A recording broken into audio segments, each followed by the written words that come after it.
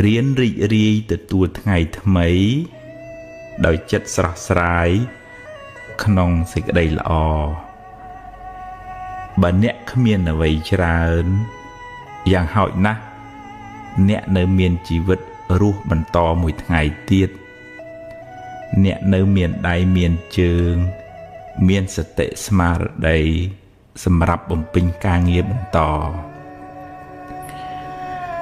រៀនរីករាយចំពោះអ្វីដែលអ្នកមានអ្វីដែលអ្នករកបានដោយសុចរិតហើយប្រឹងប្រែងបន្តទៀតតែបើដំណើរជីវិតនេះត្រូវជួបរឿងមិនល្អខ្លះរឿងអពមង្គលខ្លះក៏កុំមួម៉ៅពេកអីព្រោះបើមួម៉ៅទៅរឿងនៅតែជារឿងហើយចិត្តកាន់តែស្មុគស្មាញថែមជីវិតតែងជួបបញ្ហាខ្លះអីចឹងឯងទ្រាំទៅបើជួបហើយប្រឹងដោះទៅហើយបើដោះហើយត្រូវដើរហួសទៅមុខទៀតកុំស្ពាយរឿងសំពីងសំពងពេកសិរីសួស្តីមិននៅជាមួយយើងទេទុកពេលវេលាដែលនៅមានសេសសល់សម្រាប់គិតរឿងថ្មីធ្វើការងារថ្មីសាងបុណ្យថ្មីដើម្បីបានសិរីសួស្តីថ្មី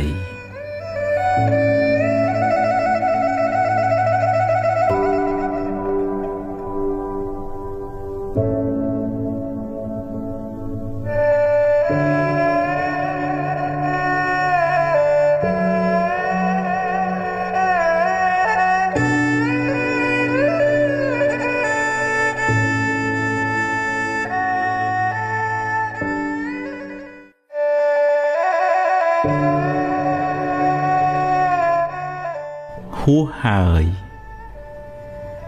អតីតកាលល្អក្តីមិនល្អក្តីបានកន្លងហួសទៅហើយទោះបីអ្នកស្ដាយប៉ុណ្ណាក៏ទាញមកវិញមិនបានដែរអនុញ្ញាតឲ្យវាប្រែប្រួលតាមដំណើរនៃធម្មជាតិរបស់វារឿងល្អជាផលនៃកម្មល្អដែលអ្នកបានសាងរឿងមិនល្អជាផលនៃអកុសលកម្មដែលអ្នកបានប្រព្រឹត្តពីមុនមកជីវិតរបស់មនុស្សម្នាក់ប្រព្រឹត្តទៅតាមកម្លាំងកម្មដែលខ្លួនបានធ្វើពីអតីតផងកម្មក្នុងពេលបច្ចុប្បន្នផងអ្នកមិនអាចរត់គេចពីផលនៃកម្មបានឡើយរឿងខ្លះកើតឡើងហួសពីការស្មានរបស់អ្នកហើយអ្នកគ្មានសមត្ថភាពទៅបង្គាប់បញ្ជារឿងខាងក្រៅបានទាំងស្រុងទេកម្លាំងអ្វីស្មើដោយកម្លាំងកម្មមិនមានឡើយ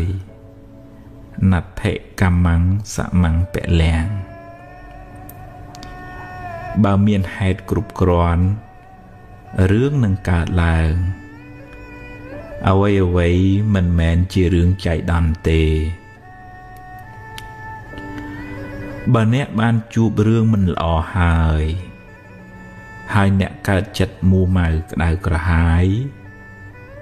អ្នកបានបង្កើនទុក្ខនោះឲ្យមានទម្ងន់ទ្វេដងរឿងក៏អាក្រក់ចិត្តក៏មួម៉ៅទុក្ខទាំងកាយទុក្ខទាំងចិត្តណាស់ហើយចុះរឿងបានកន្លងផុតទៅហើយ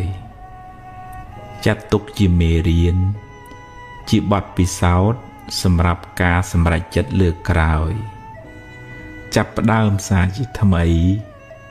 គិតរឿងថ្មីនិយាយរឿងថ្មីធ្វើកិច្ចការងារថ្មីលទ្ធផលក៏បានថ្មីដែរអតីតកាលមិនមែនជាផ្ទះសម្រាប់អ្នកនៅទេវាគ្រាន់តែជាស្រមោលទេតើ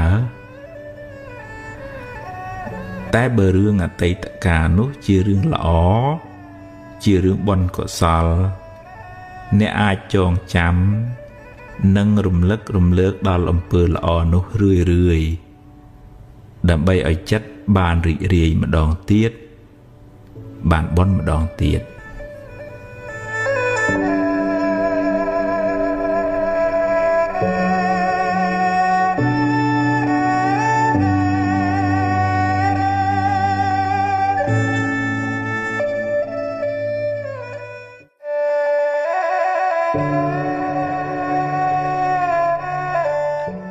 អតីតកាលពីរប្រភេទអតីតកាលខ្លះល្អអតីតកាលខ្លះមិនល្អទេជារឿងធម្មតាសម្រាប់ជីវិតមនុស្សម្នាក់ហើយអតីតកាលទាំងពីរនោះបានរលត់បាត់ទៅហើយអ្នកមិនអាចបកក្រោយទៅកែប្រែវាបានទេតែបើអ្នកគិតត្រូវអ្នកអាចកែច្នៃវាបានជាប្រយោជន៍សម្រាប់សាងអនាគតល្អទៅខាងមុខបើអតីតកាលនោះជារឿងល្អជារឿងបុណ្យកុសលអ្នកអាចរំលឹករំលើកវាឡើងវិញដើម្បីឲ្យចិត្តបានជ្រះថ្លាម្ដងទៀតបានសប្បាយចិត្តម្ដងទៀតអ្នកក៏ឈ្មោះថាបានធ្វើបុណ្យម្ដងទៀតដែរដែលនៅក្នុងធម៌លោកហៅថាអបរចេតនាឧស្សាហ៍រំលឹកដល់ទានដែលអ្នកបានឲ្យដល់អំពើល្អដែលអ្នកបានសាងរំលឹកឲ្យបានរឿយចិត្តអ្នកបានចម្រើនដោយបុណ្យចម្រើនដោយភាពត្រជាក់ត្រជុំឧបមាដូចជាការចាក់ទឹកដាក់ជីដល់ដំណាំដែលអ្នកបានដាំដំណាំនោះនឹងផ្ដល់ផលកាន់តែច្រើនឡើងតែបើអតីតកាលនោះជារឿងមិនល្អជារឿងអកុសលចាត់ទុកថាវាជាផលបាបចាស់ទៅចោះយកវាជាមេរៀនជាមូលដ្ឋាននៃការប្រុងប្រយ័ត្នលើកក្រោយហើយអនុញ្ញាតឲ្យវាកន្លងហួសទៅកុំស្ដាយអីព្រោះបើស្ដាយទៅក៏មិនអាចកែប្រែអ្វីបានដដែលហើយបើអ្នករំលឹករំលើកវាញឹកញាប់ពេកវាមានតែនាំឲ្យចិត្តអ្នកក្តៅក្រហាយប៉ុណ្ណោះ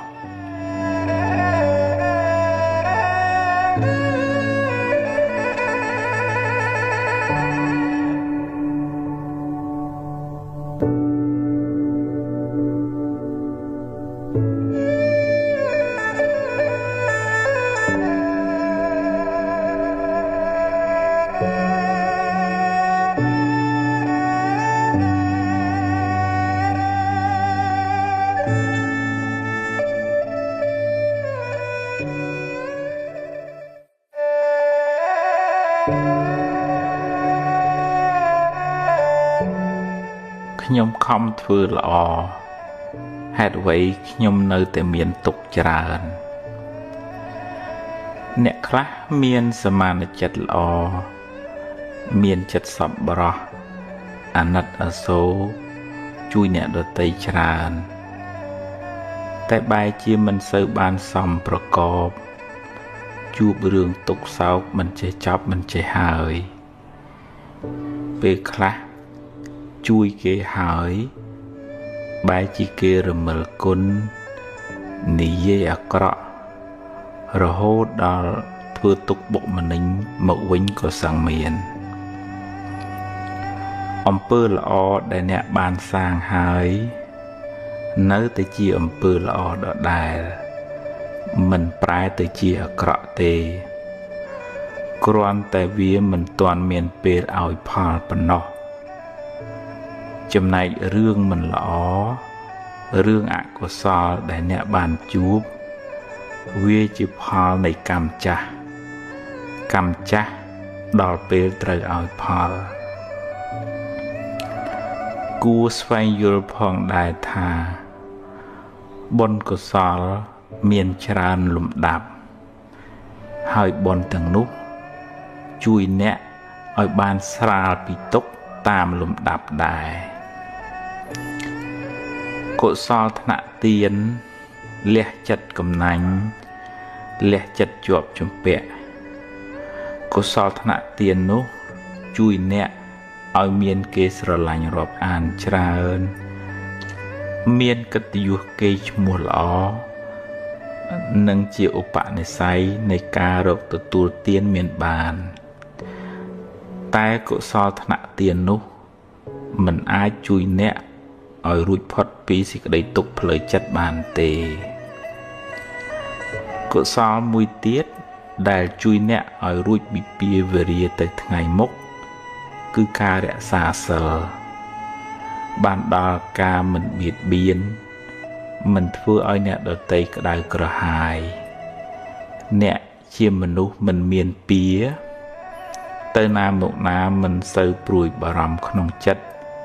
ព្រោះមិនបានធ្វើខុសហើយមិនសូវមានអ្នកមកបៀតបៀនអ្នកទេជៀសវាងតែអ្នកមានបាបកម្មពីអតីតជាតិមកកុសលថ្នាក់សិលជួយអ្នកឲ្យរួចផុតពីពាវេរាទៅថ្ងៃមុខតែ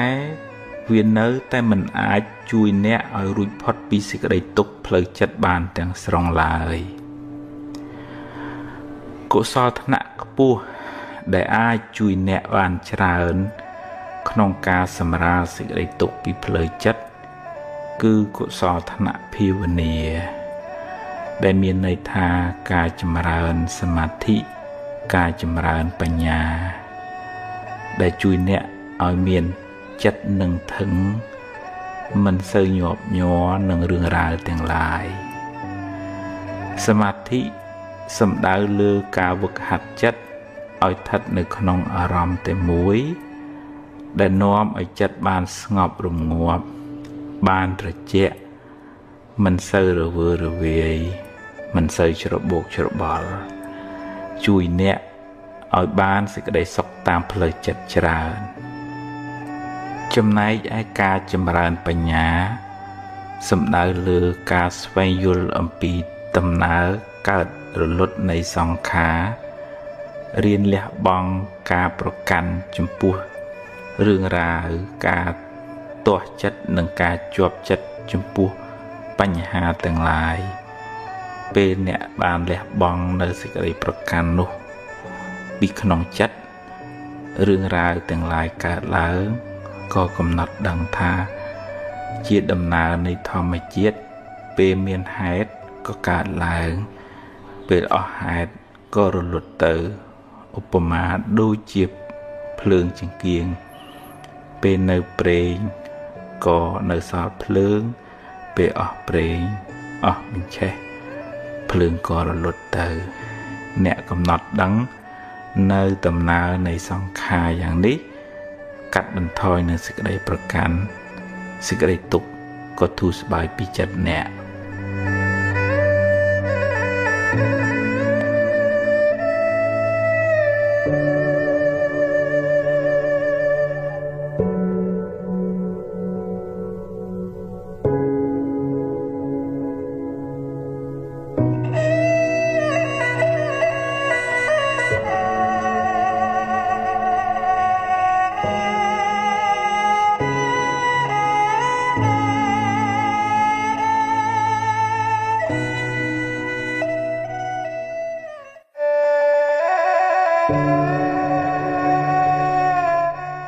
ថ្ងៃលៀបថ្ងៃជ័យ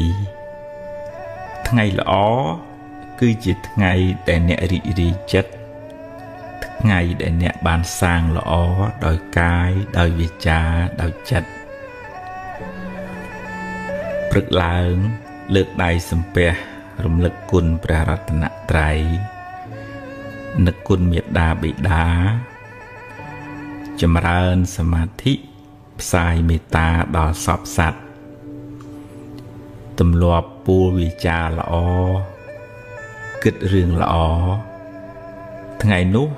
คล้ายជាថ្ងៃមានសេរីសួស្តីថ្ងៃមានលាភថ្ងៃមានជ័យថ្ងៃរះថ្ងៃលិច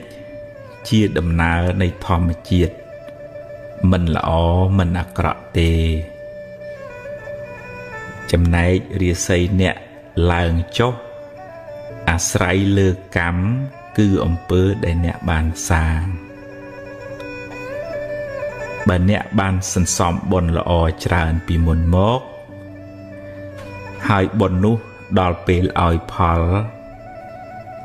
អ្នកក៏ជួបរឿងល្អរឿងរីករាយរកស៊ីបានចម្រុងចម្រើនទៅតែបើពេលបាបចាស់តាមទាន់វិញអ្នកនឹងជួបរឿងមិនល្អរឿងអកុសលឬ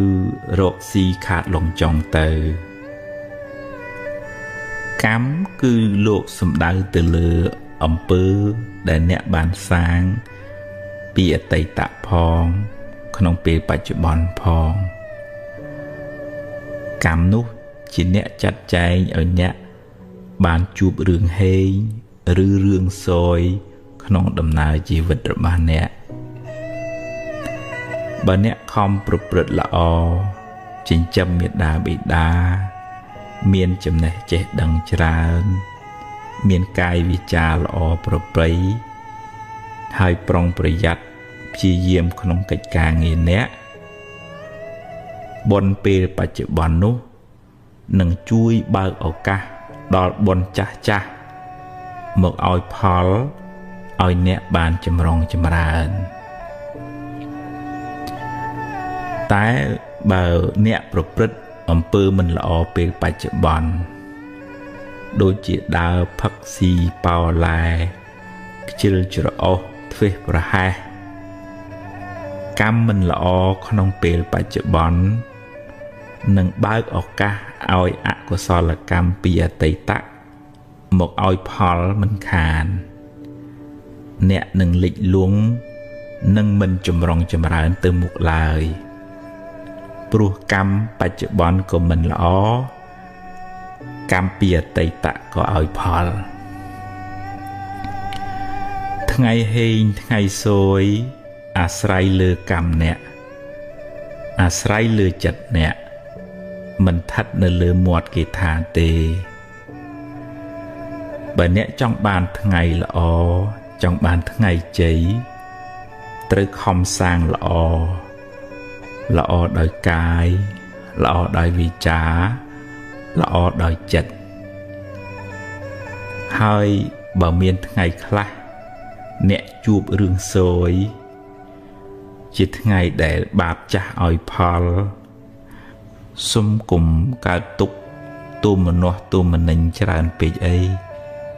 ចិត្តទុកថាជាផលនៃបាបចាស់ហើយខិតខំធ្វើអំពើល្អថ្មីដូចជារំលឹកគុណព្រះរតនត្រ័យថ្វាយគ្រឿងសក្ការៈចំពោះព្រះពុទ្ធជាម្ចាស់ជូនទេយ្យទានចំពោះលោកឪពុកអ្នកម្ដាយដាក់បាតព្រះសង្ឃ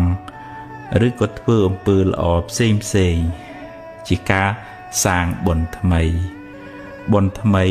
ជាឈ្មោះនៃសេចក្តីសុខផ្លូវចិត្តបុណ្យនោះនឹងជួយឲ្យអ្នកបានស្រស់បានសុខហើយអនាគតក៏បានភ្លឺថ្លាដែរជោគជតារាសីរបស់យើងម្នាក់កើតឡើងអាស្រ័យខ្លួនយើងខ្លួនឯងជាអ្នកបង្កើតសូមគុំស្វែងរកសេរីសួស្តីពីខាងក្រៅឡើយបើចង់ឲ្យទេវតាអមនុស្សជួយអ្នកក៏អ្នកត្រូវតែមានបុណ្យឲ្យទេវតានោះជួយដែរបើអ្នកគ្មានបុណ្យសន្សំមកទេគ្មានព្រះអិនព្រះព្រហ្មណាអាចជួយអ្នកបានឡើយ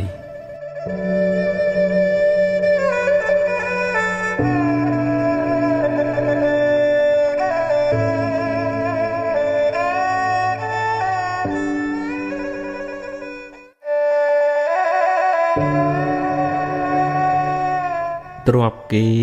ទ្រពយើងក្នុងដំណើរនៃវដ្តសង្សារនេះមិនដឹងថាយើងម្នាក់ជាប់ជំពាក់កម្មជាមួយអ្នកណាខ្លះធ្លាប់ធ្វើបាបធ្វើអាក្រក់ចងពៀជាមួយគ្នាពីជាតិណាមកទេកំហឹង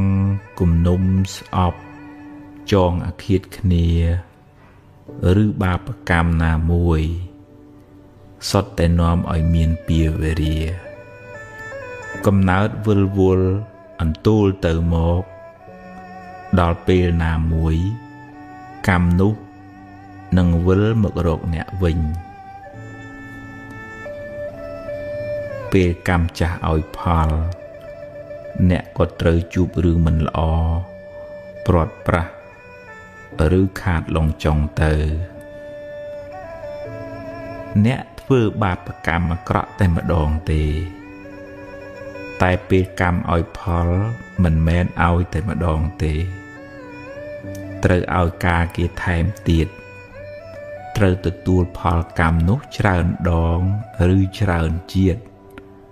ដោយសារចេតនាក្នុងការធ្វើកម្មនោះច្រើនដែរគឺចេតនាមុនពេលធ្វើលោកហៅថាបុព្វចេតនាចេតនាពេលកំពុងធ្វើលោកហៅថាមញ្ញនចេតនានិងចេតនាដែលអ្នកធ្វើឲ្យសប្បាយក្នុងការធ្វើបាបនោះលោកហៅថាអបរចេតនាពេលធ្វើអាក្រក់អ្នកខ្លះសប្បាយណាស់ព្រោះវានាំឲ្យបានទ្រព្យធនបានលៀបបានយសឬឈ្នះគេដោយទង្វើអាក្រក់របស់ខ្លួន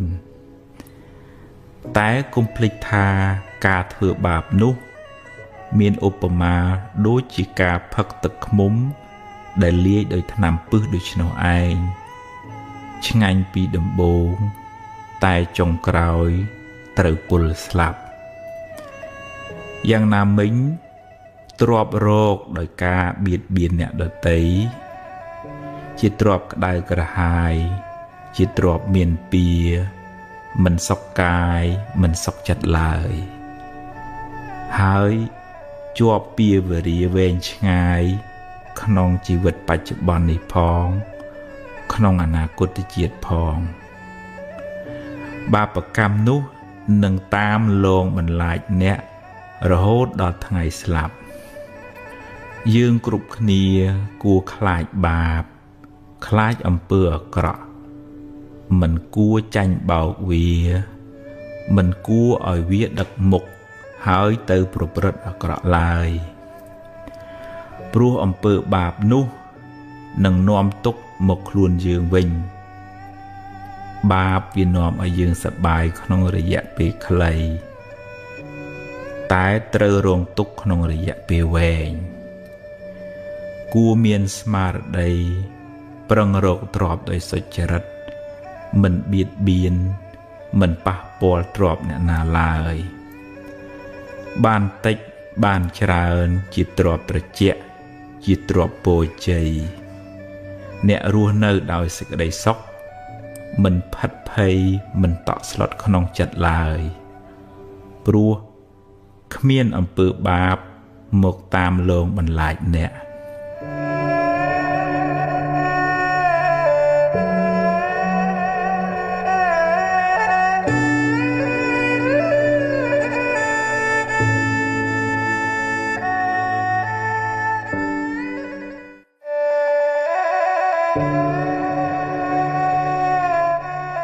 នៅសល់បើអ្នកបាត់បង់អ្វីគ្រប់យ៉ាងហោចណាស់អ្នកនៅសល់ជីវិតនៅមានថ្ងៃនេះនិងថ្ងៃស្អែកសម្រាប់រស់បន្តថ្ងៃបានលិចបាត់ទៅហើយអតីតកាលបានកន្លងហួសទៅហើយអនុញ្ញាតឲ្យវាទៅចុះព្រោះបើអ្នកមិនព្រមក៏វាបានរលត់បាត់ទៅហើយរៀនទទួលស្គាល់ការពិតកំណត់ដឹងថា សង្ខារទាំងឡាយតែងប្រែប្រួលមិនទៀងទាត់ទេអារម្មណ៍ជាអតីតៈគ្រាន់តែជាស្រមោលវាបានរលត់បាត់ទៅហើយអ្វីដែលអ្នកមានក្នុងដៃគឺពេលវេលានៅបច្ចុប្បន្ននេះការសម្រេចចិត្តពេលនេះអាចជួយកំណត់ជោគវាសនាអ្នកនៅថ្ងៃបន្ទាប់បានយកអ្វីដែលអ្នកមានសេសសល់ធ្វើជាមូលដ្ឋានសម្រាប់ដំណើរទៅមុខនាងបដាចាជួបទុកច្រើនឥតគណនាម្ដាយឪពុកបងប្អូនស្វាមីនិងកូនទាំងពីរជាទីស្រឡាញ់បានស្លាប់ទាំងអស់តែនាងនៅអាចងើបឈរហើយបន្តដំណើរទៅមុខទៀតរហូតបានត្រាស់ជាព្រះអរហន្តីជាសាវិកាដ៏ឆ្នើមរបស់ព្រះពុទ្ធជាម្ចាស់អ្នកប្រហែលជាមិនកំសត់ដូចនាងបដាចាទេអ្នកពិតជាអាចងើបមុខឡើងហើយសាងអនាគតថ្មីក្នុងផ្លូវត្រូវផ្លូវបុណ្យកុសលជីវិតអ្នកនឹងបានភ្លឺថ្លាបើអ្នកសម្រេចចិត្តចាប់ផ្ដើមធ្វើល្អពីថ្ងៃនេះតទៅ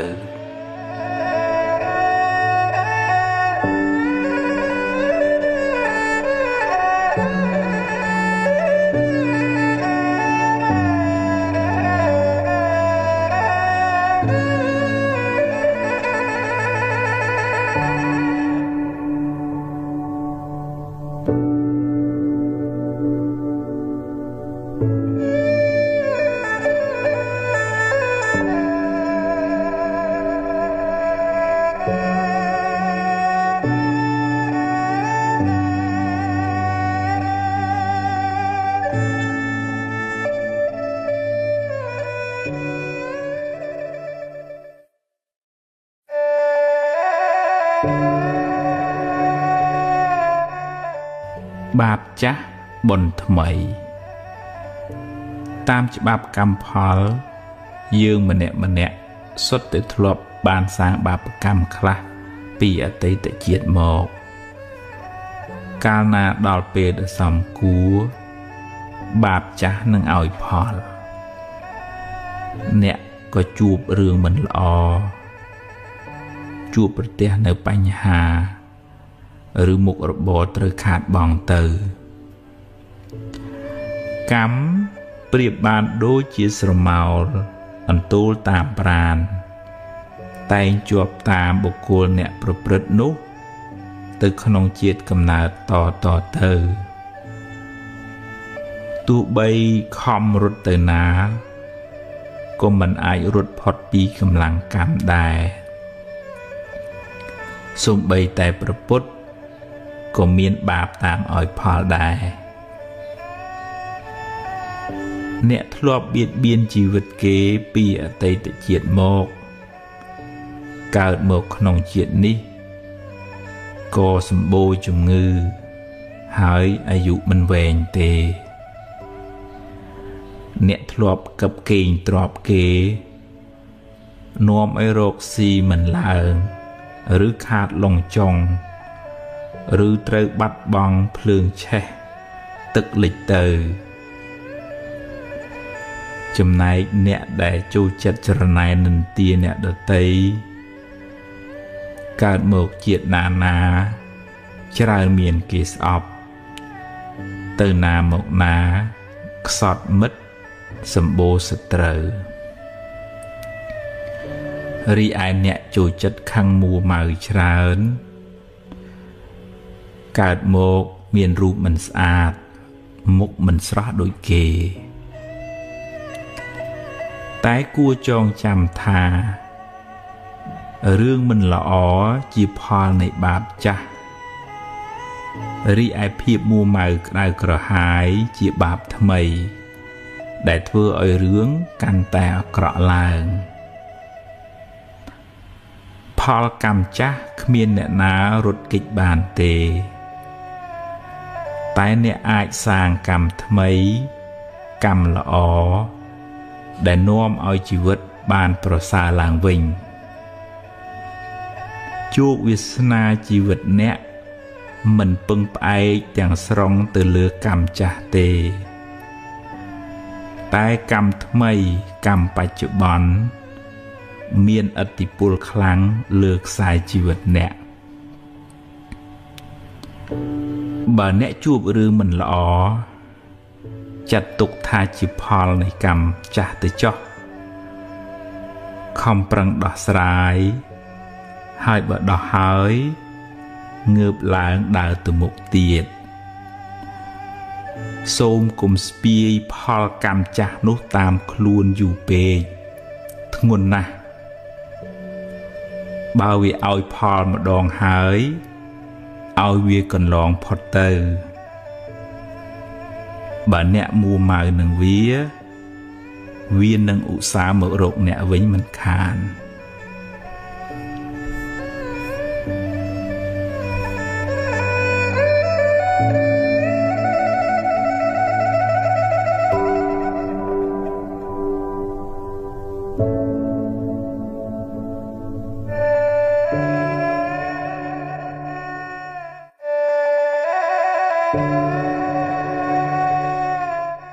បារមីខ្លាំងពូកែក្នុងព្រះពុទ្ធសាសនាពាក្យថាបារមីសំដៅយកគុណធម៌ទាំងឡាយដែលនាំឲ្យបានត្រាស់ដឹងឬគុណជាតិដែលនាំឲ្យបានរួចផុតពីទុក្ខរួចផុតពីសង្សារវដ្តព្រះពុទ្ធអង្គនៃយើងបានបំពេញនៅបារមីអស់ច្រើនលានកោដ្ឋជាតិទម្រាំបានត្រាស់ដឹងជាព្រះពុទ្ធបារមីដែលព្រះអង្គត្រូវបំពេញមាន10ដែលលោកហៅថាទុសបារមីឬម្យ៉ាងទៀតលោកហៅថាពុទ្ធការកធម៌គឺទី1ទានបារមីការចែកទានសង្គ្រោះដល់អ្នកដទៃដោយចិត្តករុណាទី2សីលបារមីការរក្សាកាយវិជ្ជាឲ្យបានល្អមិនបៀតបៀនអ្នកដទៃទី3នេក្ខមបារមីការចេញសាងភ្នោះឆ្ងាយពីកាមគុណទី4បញ្ញាបារមីការសន្សំចំណេះដឹងការប្រើបញ្ញាញាណសម្រាប់ត្រេះរិះពិចារណាក្នុងការដោះស្រាយបញ្ហាទី5វិរិយបារមីការតស៊ូព្យាយាមជំនះការលំបាកក្នុងការបំពេញភារកិច្ចរបស់ខ្លួនទី6ខន្តិបារមីសេចក្តីអត់ធន់ចំពោះពាក្យសម្ដីអ្នកដទៃឬការងារលំបាកផ្សេងទី7សច្ចបារមីការរក្សាពាក្យសច្ចៈមិនក្បត់ពាក្យសន្យាទី8អធិដ្ឋានបារមីការបដិញ្ញាចិត្តខ្ពស់មិនងាយបោះបង់ការងារចោលទី9មេត្តាបារមីសេចក្តីស្រឡាញ់ទឹកចិត្តមេត្តាទឹកចិត្តត្រជាក់មិនងាយខឹងក្រេវក្រោធនិងទី10ឧបេក្ខាបារមីការមិនរំភើបញាប់ញ័រចំពោះអារម្មណ៍ល្អក្តីមិនល្អក្តីដែលកើតឡើងក្នុងជីវិតពេលព្រះពោធិសត្វបានបំពេញនៅបារមីទាំង10នេះគ្រប់បរិបូរណ៍ហើយព្រះអង្គបានបំពេញសេចក្តីព្យាយាមក្នុងសមាធិនិងវិបស្សនារហូតចុងក្រោយព្រះអង្គបានត្រាស់ដឹងនៅមាគ៌ាទៅកាន់ទីរំលត់ទុក្ខពោលគឺព្រះនិព្វានដែលយើងសន្មតថាព្រះពុទ្ធបានត្រាស់បុណ្យកុសល ដែលព្រះអង្គបានបំពេញមកបានជួយឲ្យព្រះអង្គបរិបូរណ៍ដោយលក្ខណៈសម្បត្តិទាំងកាយទាំងវាចាទាំងសតិបញ្ញាដល់ព្រមបានជាទីពឹងនិងជាទីគោរពស្រឡាញ់កោតខ្លាចនៃមនុស្សនិងទេវតាទាំងឡាយរីឯពាក្យថាបារមីវត្តនេះពូកែព្រះអង្គវត្តនោះស័ក្តិសិទ្ធិជាដើមដែលជាទូទៅយើងឲ្យតម្លៃទៅលើអភិនិហាបារមីឫទ្ធានុភាពដែលធ្វើឲ្យគេកោតខ្លាចជាដើមបើនិយាយតាមន័យព្រះធម៌ព្រះពុទ្ធជាម្ចាស់បានបរិនិព្វានបាត់ទៅហើយគ្មានវិញ្ញាណឬបារមីអ្វីបន្តិចបន្តួចនៅសេសសល់ឡើយអ្វីដែលព្រះអង្គបន្សល់ទុកគឺឱវាទពាក្យព្រានប្រដៅដែលជាផ្លូវនាំយើងឲ្យបានរួចផុតពីទុក្ខព្រះពុទ្ធរូបជារូបស្នងជារូបតំណាងព្រះពុទ្ធជាម្ចាស់សម្រាប់បានជាទីនឹករលឹកនិងគោរពបូជាតែព្រះអង្គគ្មានចិត្តគ្មានវិញ្ញាណអ្វីមកដឹងរឿងយើងបែបបន់អ្វីឡើយព្រោះព្រះអង្គបានរំលត់ខណ្ឌទៅកាន់បរិនិព្វានហើយបើបងប្អូនទៅថ្វាយបង្គំព្រះពុទ្ធរូបសូមថ្វាយបង្គំដោយការដឹងគុណដែលព្រះអង្គជួយណែនាំយើងឲ្យបានសេចក្តីសុខថ្វាយបង្គំដោយសេចក្តីគោរពចំពោះគុណធម៌របស់ព្រះអង្គមិនគួរទៅថ្វាយបង្គំបួងសួងសុំឲ្យព្រះអង្គជួយយ៉ាងនេះយ៉ាងនោះទេព្រោះវាជាសទ្ធាដែលប្រាសចាកបញ្ញាឧបមាដូចអ្នកដំណើរប៉ុន្តែដើរទាំងពិការភ្នែកតែសូមចងចាំថាការថ្វាយបង្គំចំពោះព្រះពុទ្ធជាម្ចាស់ដោយសេចក្តីគោរពពិតប្រាកដដោយសមាទិដ្ឋិនឹងបានទទួលផលអានិសង្សច្រើនឥតគណនាតែផលនោះមិនមែនព្រះពុទ្ធជាអ្នកផ្ដល់ឲ្យយើងទេ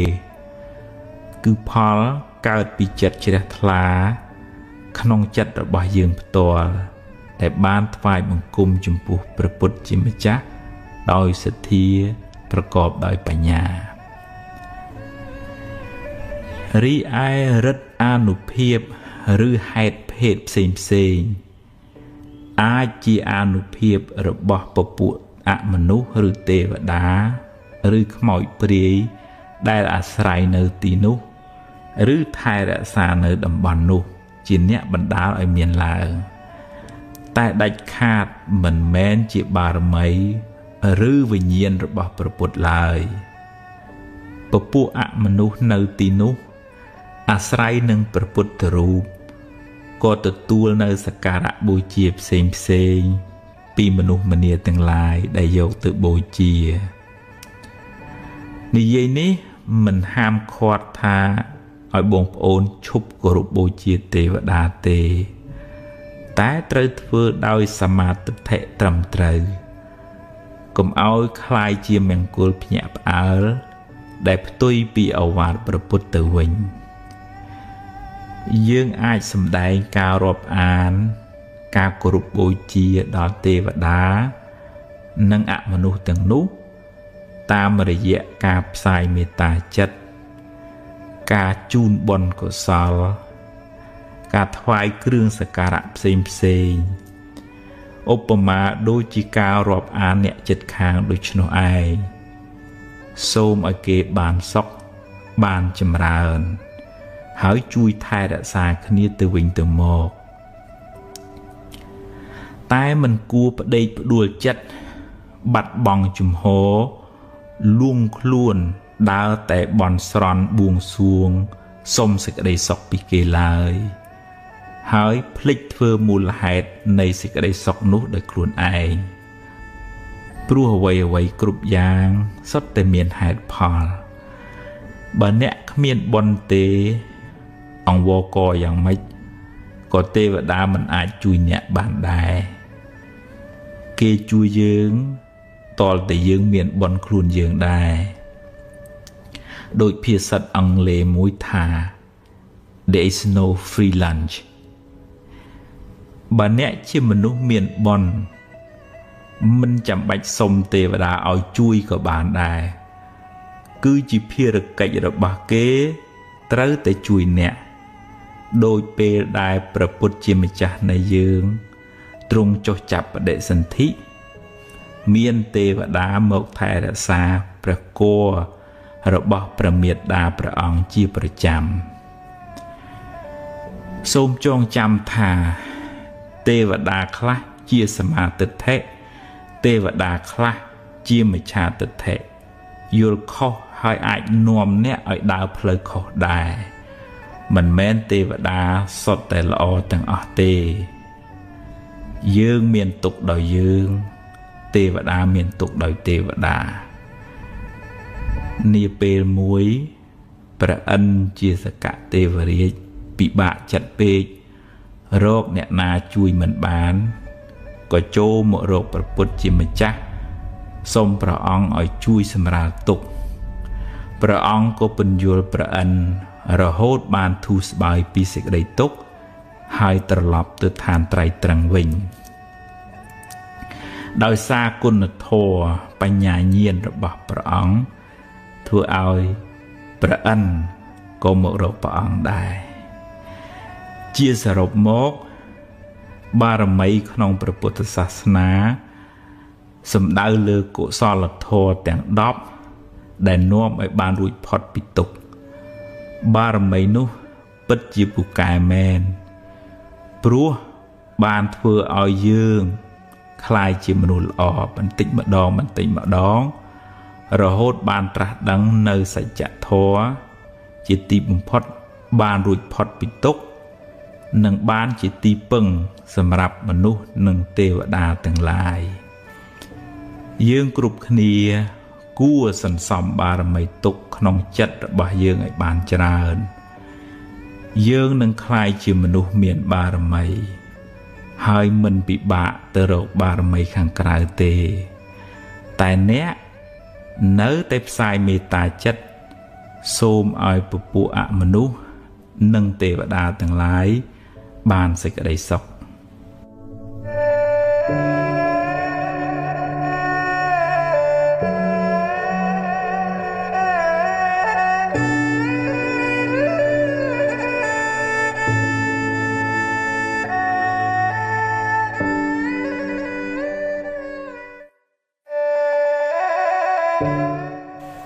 ខ្លាចគេថាអ្នកខ្លះខ្លាចគេថាពេករហូតដល់ថ្នាក់រួញខ្លួនរួញគំនិតមិនហ៊ានធ្វើអ្វីដែលខ្លួនពេញចិត្តរស់នៅដើម្បីតម្រូវតែចិត្តគេរហូតជួនកាលគេមិនទាំងបានគិតអីពីយើងផងគេក៏ខ្លាចដូចតែយើងដែរយូរទៅនាំគ្នារស់ទាំងភ័យខ្លាចគ្នាទៅវិញទៅមកយើងមិនអាចតម្រូវចិត្តគេបានគ្រប់គ្នាទេបើអ្នកគិតថាល្អហើយមានប្រយោជន៍ហើយធ្វើទៅធ្វើឲ្យអស់ពីចិត្តពីថ្លើមឲ្យបានសម្រេចជោគជ័យហើយប្រាប់គេថាអ្វីដែលអ្នកគិតគឺពិតជាត្រឹមត្រូវមិនមែនថាមិនឲ្យស្ដាប់យោបល់គេទេស្ដាប់ចុះតែពិចារណាផងបើគេឲ្យយោបល់ដើម្បីឲ្យអ្នកបានចម្រើនទទួលយកចុះហើយអរគុណគេផងតែបើគ្រាន់តែជាពាក្យបញ្ឈឺឌឺដងទេកុំយកមកទុកក្នុងខួរក្បាលអីបោះចោលទៅហើយត្រូវប្រឹងប្រែងរហូតបានសម្រេចអ្នកនឹងក្លាយជាមនុស្សរឹងមាំមិនថិតក្រោមសម្ពាធអ្នកដទៃទេសូមកុំឲ្យអ្នកដទៃ មកគូសវាសជោគវាសនាឲ្យអ្នកឡើយត្រូវប្រឹងឈរដោយខ្លួនឯងសាងសមត្ថភាពនិងគុណធម៌ហើយធ្វើដំណើរទៅមុខដោយភាពស្វាហាប់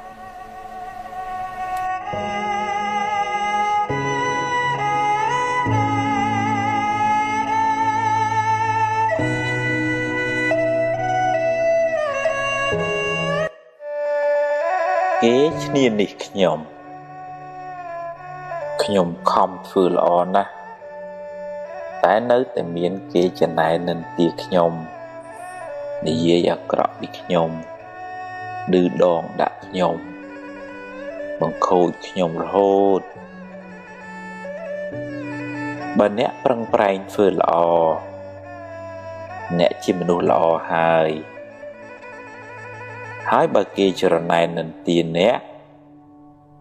គេជាមនុស្សអាក្រក់មិនពាក់ព័ន្ធគ្នាទេតែបើអ្នកមួម៉ៅនឹងគេអ្នកក៏คล้ายជាមនុស្សអាក្រក់មួយនឹងគេដែរបើគេហុចភ្លើងឲ្យអ្នកទទួលឬមិនទទួលជាសិទ្ធិរបស់អ្នកបើអ្នកចង់ក្តៅទទួលយករឿងនឹងមកដាក់ក្នុងខួរក្បាលទៅក្តៅកាហាយហើយតែបើអ្នកមិនចង់ក្តៅទេកុំយកភ្លើងនឹងអីកុំទុកដាក់ក្នុងខួរក្បាលអ្នកអីឲ្យគេយកទៅវិញចុះឬក៏ឲ្យវារសាត់បាត់ពីខួរក្បាលអ្នកទៅអ្នកនឹងមិនសូវលំបាកទេគេឌឺដងចង់ឲ្យអ្នកក្តៅបើអ្នកក្តៅតាមគេមែនមានន័យថាអ្នកធ្វើតម្រូវចិត្តសត្រូវរបស់អ្នកហើយគេមានឥទ្ធិពលលើជីវិតអ្នកហើយកុំបណ្ដោយឲ្យអ្នកដទៃមកកំណត់សុខទុក្ខក្នុងចិត្តអ្នកឡើយ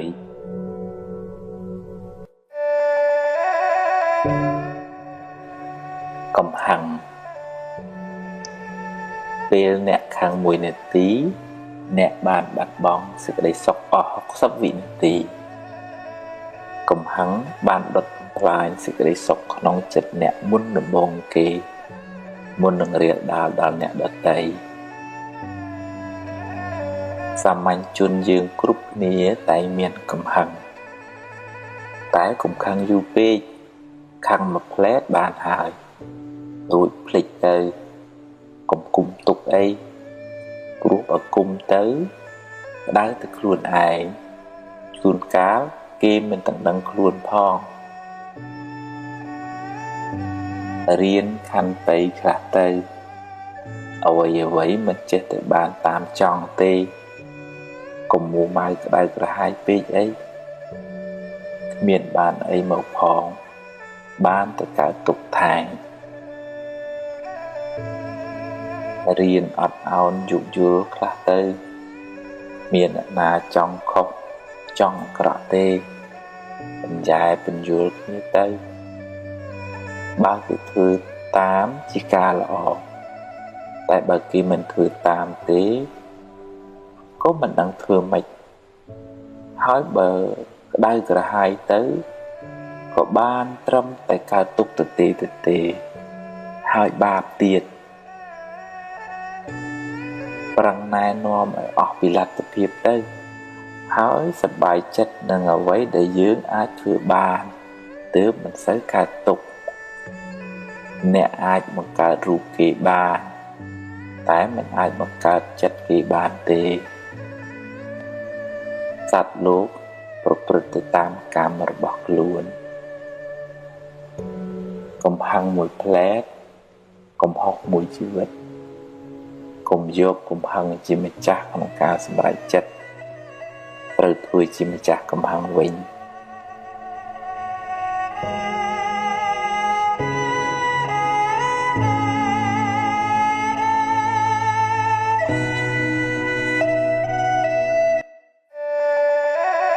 រវល់អ្នកណាក៏រវល់ដែររវល់រកទ្រព្យរវល់បំពេញកិច្ចការងាររវល់រឿងគ្រួសាររវល់នោះរវល់សឹងតែរកថ្ងៃស្លាប់មិនបានផងពេលខ្លះសម្ពាធការងារច្រើនពេកគិតច្រើនពេកកាយក៏ហត់ចិត្តក៏ហត់យូរ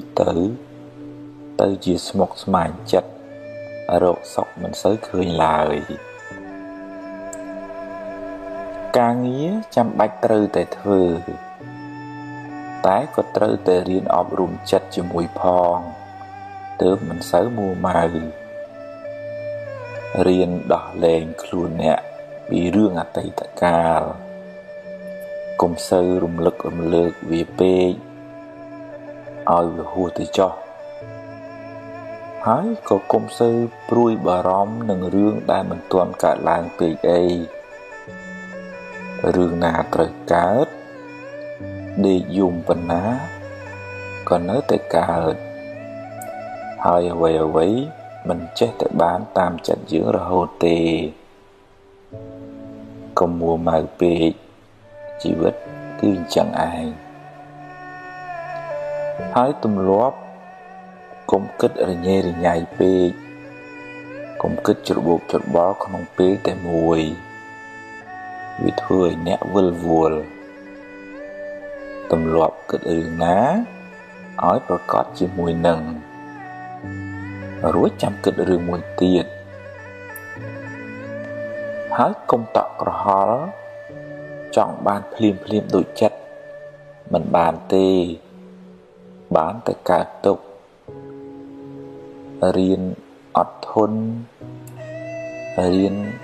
កាត់ខ្លះទៅរៀនព្រមទទួលស្គាល់ការពិតរៀនអត់ឱនឲ្យអ្នកដទៃរៀនញញឹមស្រស់ស្រាយរឹងប៉ឹងរៀនទ្រាំចំពោះការលំបាកអ្នកនឹងមិនសូវកើតទុក្ខទេ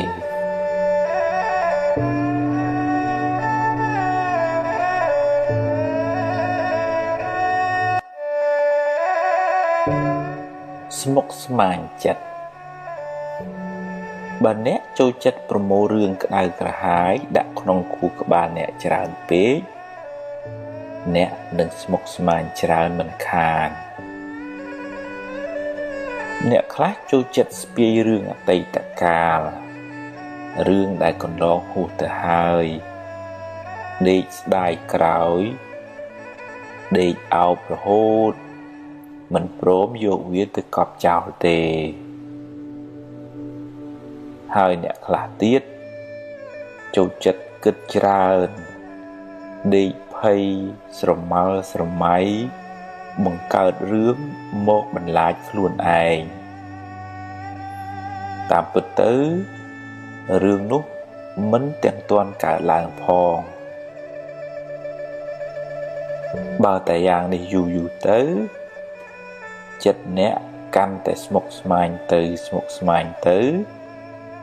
ដោយសារតែមិនព្រមបោះចោលខ្លះប្រឹងដើរប្រមូលសម្រាមបន្ថែមរាល់ថ្ងៃរឿងអីថាមិនលំបាកដើម្បីបានសេចក្តីសុខកុំឲ្យស្មុគស្មាញច្រើនទាល់តែរៀនកាត់ខ្លះរៀនបោះចោលខ្លះរៀនព្រមខ្លះនិងរៀនប្រឈមមុខចំពោះការពិតខ្លះទោះបីរឿងល្អរឿងមិនល្អក៏ប្រឹងដោះស្រាយទៅកុំស្មុគស្មាញពេកជីវិតគ្មានសេរីទេស្មុគស្មាញច្រើនជីវិតមិនសូវបានសុខទេ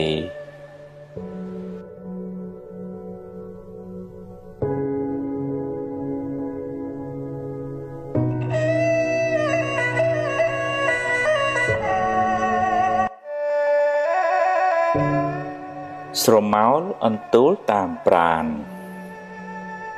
បើអ្នកញញឹមដាក់កញ្ចក់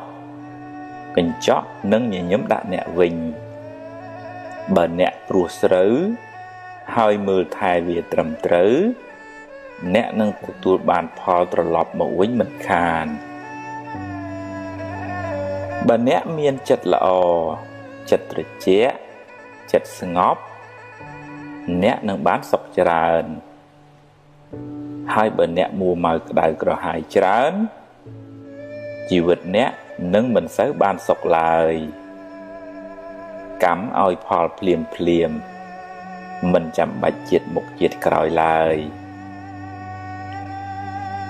បើអ្នកធ្វើល្អដោយចិត្តស្អាតបរិសុទ្ធមិនចង់បានការតបស្នងអ្នកពិតជាបានបុណ្យច្រើនហើយក៏បានសុខច្រើនដែរនឹងមិនសូវខកចិត្តទេ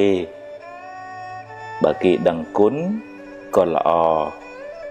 បើគេមិនដឹងទេជារឿងរបស់គេអំពើល្អអ្នកបានធ្វើរួចហើយ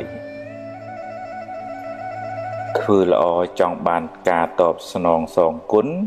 មិនសូវបានបុណ្យទេម្យ៉ាងទៀតជីវិតនេះក៏មានឥទ្ធិពលពីកម្មចាស់ដែរអ្នកខ្លះធ្វើតែអំពើល្អបែរទៅជាជួបតែរឿងមិនល្អទៅវិញមិនដឹងថាបានសាងកម្មអីពីមុនមកសូមកុំអស់សង្ឃឹមកុំយល់ច្រឡំថាធ្វើបុណ្យហើយបែរទៅជាទទួលបាបវិញអីសោះបើអ្នកដាំដូងអ្នកមិនអាចបានផ្លែស្វាយឡើយរឿងអាក្រក់ជាផលនៃបាបកម្មចាស់ចំណែកបុណ្យថ្មីមិនទាន់មានពេលឲ្យផលនៅឡើយពេលធ្វើអំពើអាក្រក់អាចនាំឲ្យអ្នកសប្បាយរីករាយឆាប់មានឆាប់បានតែវាជាការផឹកទឹកឃ្មុំដែលលាយដោយថ្នាំពឹសផ្អែមមុនដំបូងទើបពុលជាខាងក្រោយពេលបាបឲ្យផលទើបស្រែកថាហេតុអ្វីជីវិតខ្ញុំក៏មានទុក្ខច្រើនម្ល៉េះកម្មអ្នកណាកម្មយើងទេកុំបន្ទោសអ្នកណាឡើយ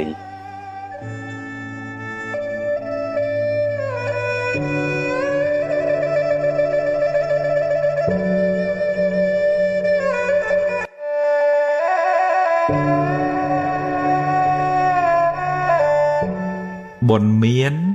ទ្រព្យនៅបើបុណ្យអ្នកនៅមានរួមផ្សំជាមួយការប្រុងប្រយ័ត្នផង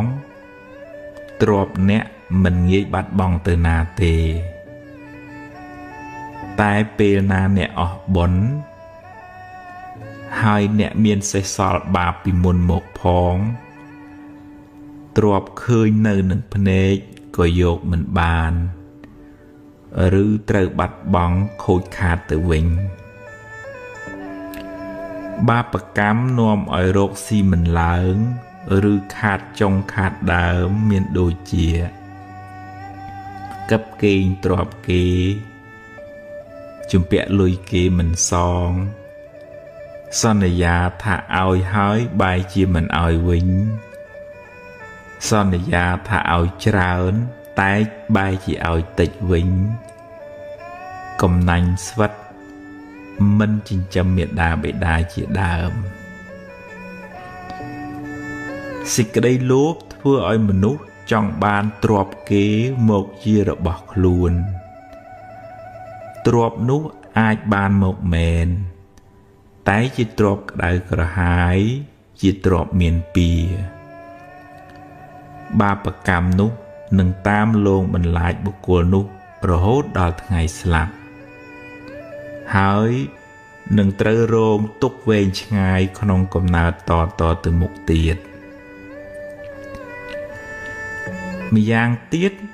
សេចក្តីកំណាញ់ធ្វើឲ្យមនុស្សមិនហ៊ានធ្វើទានទេ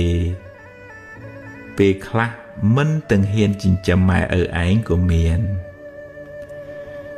សេចក្តីកំណាញ់មកសឹបប្រាប់យើងថាបើធ្វើទៅក្រែងអស់តែបើតាមពិតទៅនៅដំណាក់កាលចុងក្រោយយើងគ្រប់គ្នាត្រូវទៅខ្លួនទៅទេគ្មានយកអ្វីទៅតាមខ្លួនបានបន្តិចសោះឡើយបើមិនបានធ្វើបុណ្យទេទ្រព្យនោះគេចែកគ្នាអស់គ្មានបានជាប្រយោជន៍សម្រាប់ខ្លួនយើងទៅកាន់បរលោកឡើយមានតែបុណ្យដែលខ្លួនយើងសន្សំរឿយទេទើបបានជាទីពឹងទៅក្នុងលោកខាងមុខបាននិយាយនេះមិនមែនមានន័យថាឲ្យឈប់រកស៊ីធ្វើតែទានឲ្យអស់ទៅនោះទេតែគួរបែងចែកសម្រាប់សេចក្តីសុខបច្ចុប្បន្នផងសន្សំបុណ្យបានជាទីពឹងទៅក្នុងបរលោកនាយផងព្រោះដំណើរកើតស្លាប់គឺត្រូវធ្វើដំណើរតែម្នាក់ឯងគ្មានអ្នកណាមកគំដរអ្នកទេរីឯបុណ្យដែលនាំឲ្យអ្នកចម្រើនដោយទ្រព្យសម្បត្តិរកស៊ីធូរគឺការចេះធ្វើទានសង្គ្រោះដល់អ្នកលំបាកដែលលោកហៅថាសង្ឃហទាននិងការចិញ្ចឹមមាតាបិតាទំនុកបម្រុងអ្នកមានសិលជាដើមដែលលោកហៅថាបូជាទានបុគ្គលដែលមានចិត្តសប្បុរសមានចិត្តមេត្តាមិនកំណាញ់មិនគិតតែខ្លួនឯងរមែងទទួលបានសេចក្តីស្រឡាញ់សេចក្តីសុខតាំងពីបច្ចុប្បន្នរហូតបរលោកនាយកុសលថ្នាក់ទានមើលពីខាងក្រៅហាក់ដូចជាអស់ទ្រព្យពីខ្លួនតែវាមានឧបមាដូចជាការព្រុះស្រូវក្នុងស្រែអ្នកអស់ស្រូវពូជពីល្អីមែនតែចុងក្រោយអ្នកទទួលបានផលច្រើនបុគ្គលដែលបានធ្វើទានទុកហើយកើតជាតិណាតែងកើតក្នុងត្រកូលមានទ្រព្យសម្បត្តិបើរកទទួលទានក៏រកបានដោយងាយហើយមិនងាយបាត់បង់ទ្រព្យសម្បត្តិទៅណាទេ